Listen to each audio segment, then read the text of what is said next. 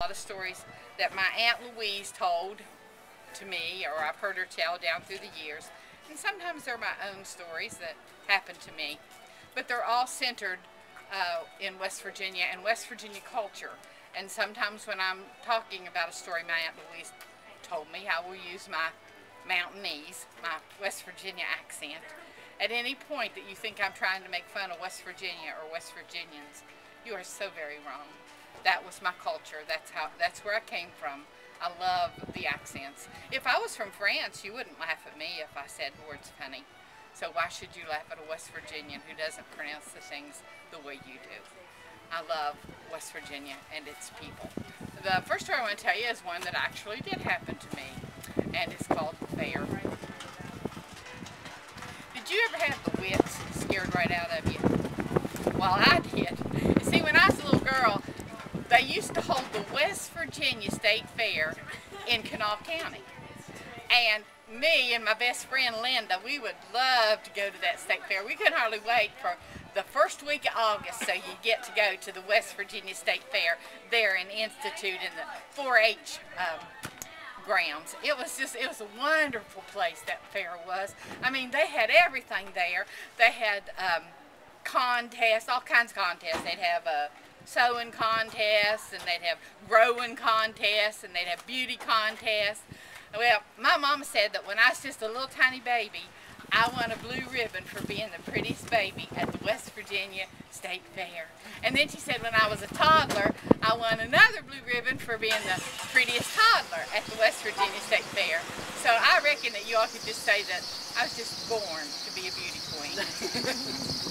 Something must have happened along the way. Anyway, they had farming equipment, everything from a post hole digger to a portable Johnny house. They had livestock, anything you'd find on a farm, you'd find 100 of them there at the West Virginia State Fair. They had the latest in John Deere equipment, quilts, oh my goodness, just all kinds of quilts. They had racing, not just horse racing, but Surrey racing. It was so wonderful, but that's not all. They also had a gigantic merry-go-round that we loved to ride on, and a huge, the biggest Ferris wheel I ever did see, and Linda and I really liked that. We like to get way on top and just kind of swing. We loved that. It was such a wonderful place, and they had a lot of other rides, and I'm going to tell you what, one place that we never did go, though, was over to the sideshow, because our mama said it was full of freaks and things young girls shouldn't be seeing. So, well, I don't know about you, but when I was little, I was kind of curious about anything somebody said not to do, and I wanted to make sure I tried it. And so one night, me and Linda snuck over behind the Methodist Church watermelon stand over into the sideshow, and my mama was right.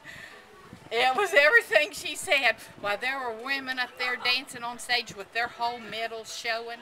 They were called hoochie coochie girls. And there was a man had drawings and writing all over his body. They said he's a tattooed man. I've seen a lot of those lately.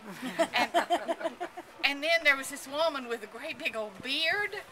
Well, I'm telling you what, me and Linda had really seen enough, so we went hightailing it back to the fairgrounds, and we were just giggling and laughing all the way because we knew that we had a secret that we aren't telling anybody, because if our ma found out that we had been over to that hoochie coochie sideshow, she would wear us out with a hickory stick. Speaking of my ma, one time she entered her jam and jelly in the jam and jelly contest. She didn't win nothing. I thought she should have won first prize, but somebody else did. But my Uncle Jack one time, he got a blue ribbon for his hog, this hog he had, and he was able to double his money at the slaughterhouse just because of that blue ribbon on that hog. Once, our 4-H group, we made Indian dioramas out of shoe boxes and sticks and clothespins and painted them to look like Indians, and mine won an honorable mention. I don't know what that means, but it didn't win me no money. I think maybe the best thing about that whole fair is the eating. I mean, they got the most delicious food, things you don't have at home. I mean, like they got these things they call pronto pups. We call them hot dogs on a stick. My, they are so delicious. And then they cut their taters in real long, thin stripes, and they call them French fries. I reckon because that's the way people in France like their taters. And then, you know, you probably in National Geographic or one of the magazines, you've seen pictures of a big old animal, and it's called an elephant. I'm going to tell you what, those critters might be ugly, but they got delicious ears. And then you could get cotton candy bigger than your head for a nickel. A big old ball of cotton candy, pink and blue. Oh, it's just wonderful. One thing you never did want to do, you never wanted to eat too many pronto pups and cotton candy and French fries and drink too much lemonade before you got on the whip. Because, see, the whip, when you first got on it, you'd just be sitting there and it'd start moving, and it'd be a hot August night, and your hair would start blowing and you sweat, and it just feel really good, that breeze blowing on you. But once it took off, it like to jerked your head plumb off your shoulders.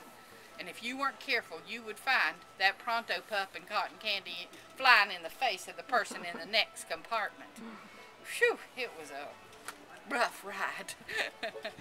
But oh, it was so wonderful. And then they had the Baptist church. It always had fried chicken and lemonade. And me and Linda, we always like to go over there and get something. And every night they would have a cakewalk. So one time me and Linda, we did the cakewalk and we won a cake. We ate it before we got home.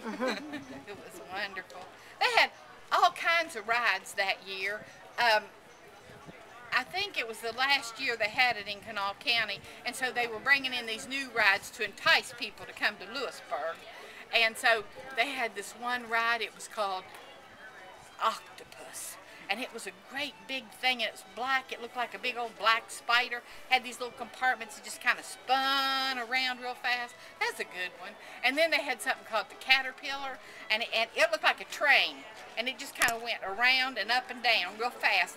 And then this tent would just kind of come over you, and you'd be in the dark going around and up and down. That's okay too. But the ride, the very best ride, was the rocket. Oh, it was really something.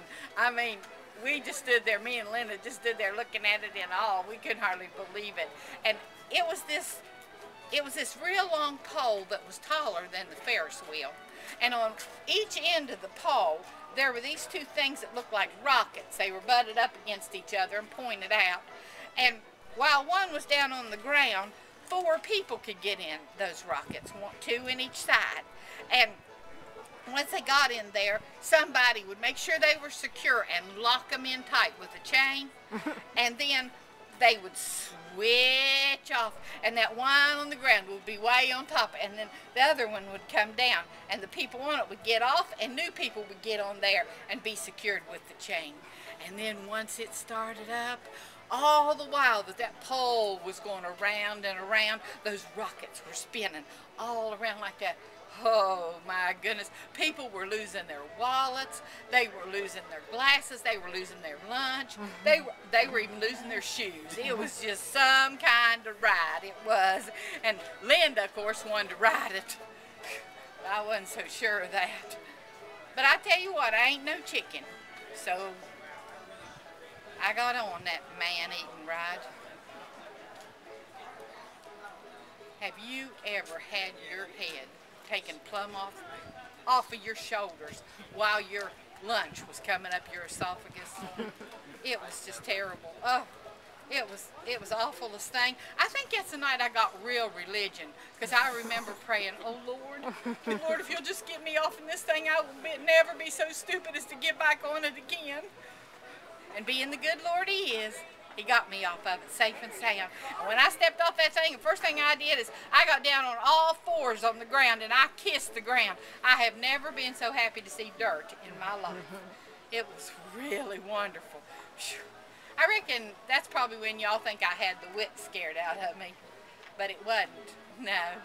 It was when I got home that night and found my Uncle Jack had seen me and Linda over to the Hoochie Coochie sideshow and gotten home and told Mom. I'll tell you what, that rocket, it might be scary, but it can't hold a candle to my mom with a hickory stick.